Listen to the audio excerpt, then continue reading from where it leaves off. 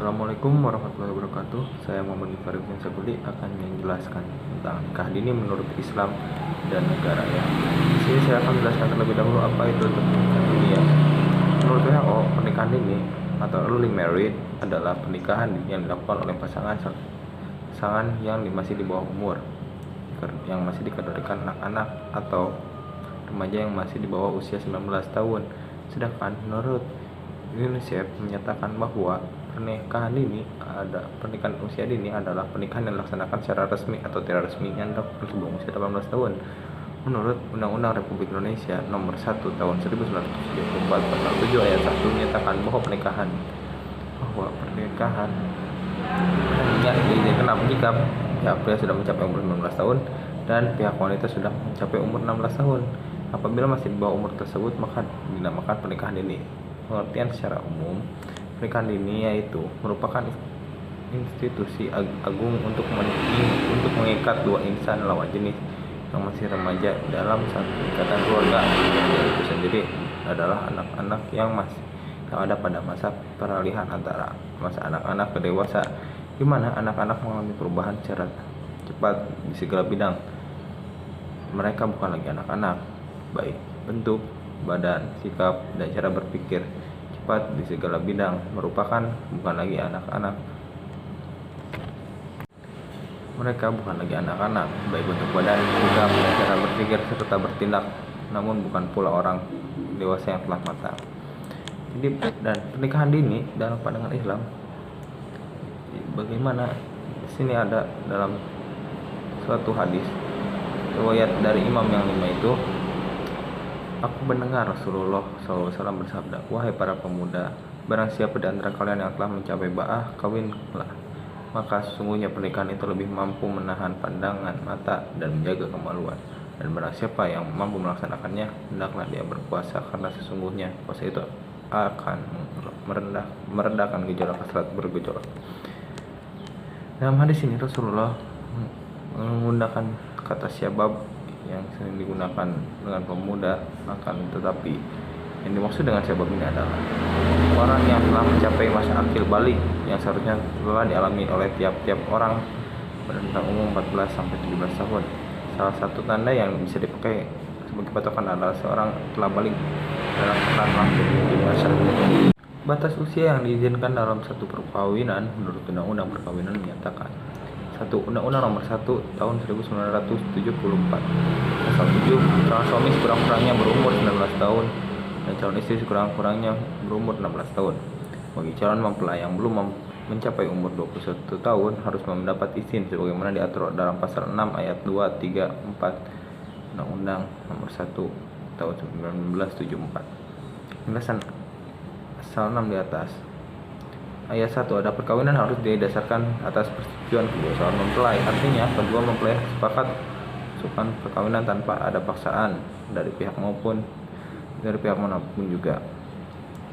Ayat 2 adalah untuk melangsungkan perkawinan seorang yang belum mencapai umur 21 tahun harus mendapat izin kedua orang tua. Ayat 3 adalah dalam hal salah seorang dari kedua orang tua meninggal dunia atau dalam keadaan tidak menyatakan kehendaknya, maka izin yang dimaksud dalam ayat 2 cukup diperoleh dari orang tua yang masih hidup atau orang tua yang menyatakan kehendaknya.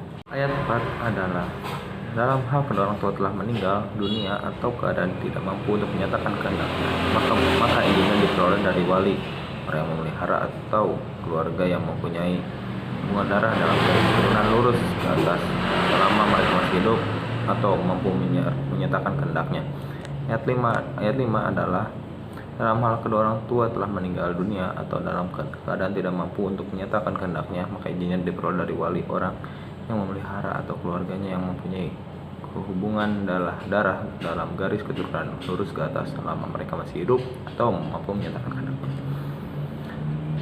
Dalam hukum berhubungan dengan pernikahan dini, kesiapan pernikahan dini dalam tinjauan fikih dari hukum umum, maka kewajiban dalam memenuhi syarat persiapan pernikahan ditinjau dari fikih pernikahan, maka setidaknya diukur dari kesiapan ilmu. Jadi dalam kesiapan ilmu adalah kesiapan pemahaman dalam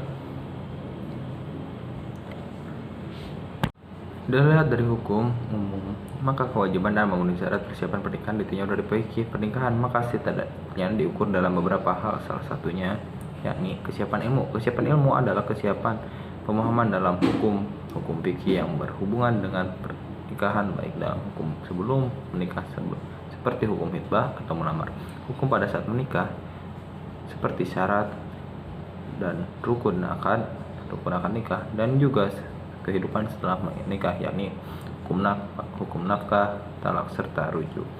Syarat pertama ini didasari dengan prinsip jika fardu ain hukumnya untuk seorang muslim mengetahui apa saja hukum-hukum perbuatan yang dilakukan sehari-hari atau yang akan segera dilakukan. Dampak negatif dari pernikahan dini: yang pertama, rentan KDRT; yang kedua, resiko meninggal; yang ketiga, terputusnya pendidikan.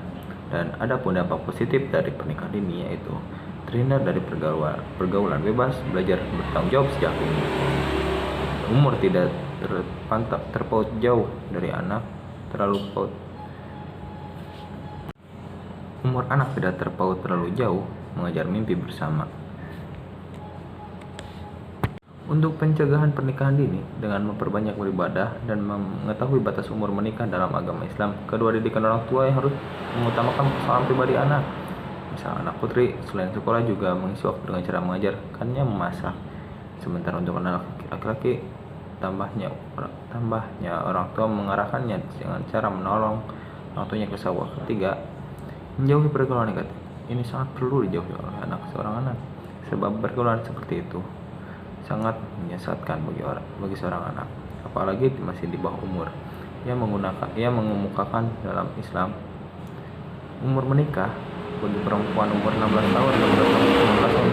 Syarat tersebut ialah harus dapat persetujuan resmi dari kemenang, dan orang tua. Selain itu, sebagai seorang suami harus sepenuhnya bertanggung jawab terhadap istri, baik lahir dan batin. Sebaliknya, istri juga perlu melakukan tanggung jawab terhadap suami.